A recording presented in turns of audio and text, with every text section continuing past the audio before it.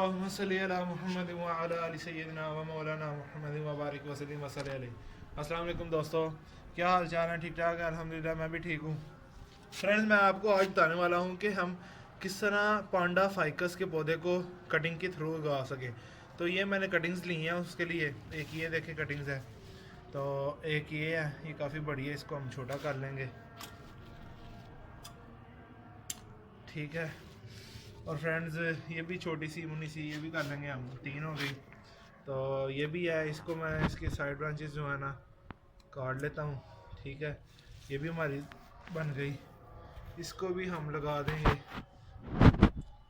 ये भी हो गई। और फ्रेंड्स, ये भी हो गई।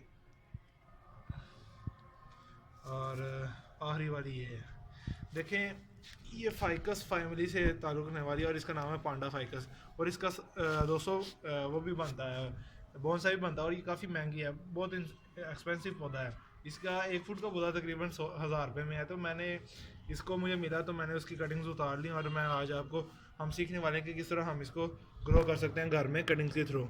तो ये फ़र्स्ट ऑफ ऑल देखें, ये मेरे पास आखिरी पोर्ट रह गया, तकरीबन बोर्ड ख़त्म हो गया, मैं न्यू लाऊंगा।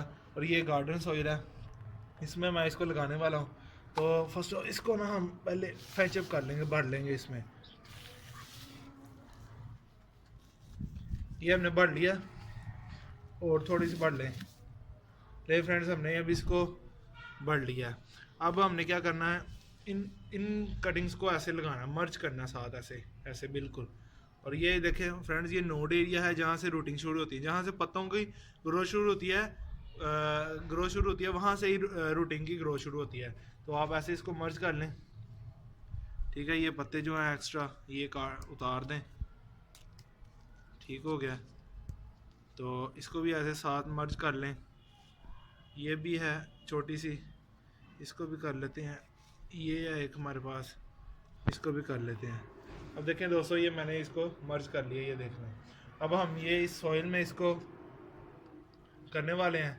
तो ये देखें, अब इसमें ऐसे उंगली की से ऐसे इसको होल करें, ऐसे उसमें पुश करें, और साइड पे मिट्टी के साथ इसको पूरी तरीके से भर दें, लगा दें।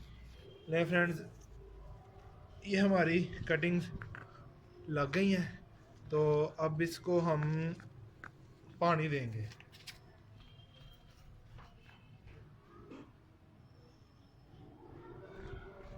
ले फ्रेंड्स, ये शावर की मदद से मैंने इसको पानी दे दिया। तो उम्मीद है कि आपको इसकी समझ लग गई होगी।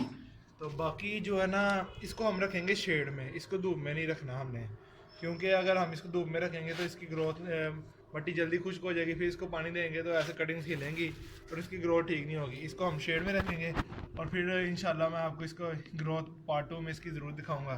तो मुझे उम्मीद है कि आपको इसकी समझ लगी होगी। तो अगर आपको मेरी ये वीडियो पसंद आई है तो ज़रूर लाइक करें, और अगर मेरे चैनल को ज़रूर सरसब्ज़ पाकिस्तान को ज़रूर सब्सक्राइब करें, और पाकिस्तान में पौधे लगाते जाएँ, पाकिस्तान को हरा भरा रखिए और अपने माहौल को खुशगवार रखिए। मैं आपसे इजाज़त चाहता हूँ। अल्लाह हाफिज़।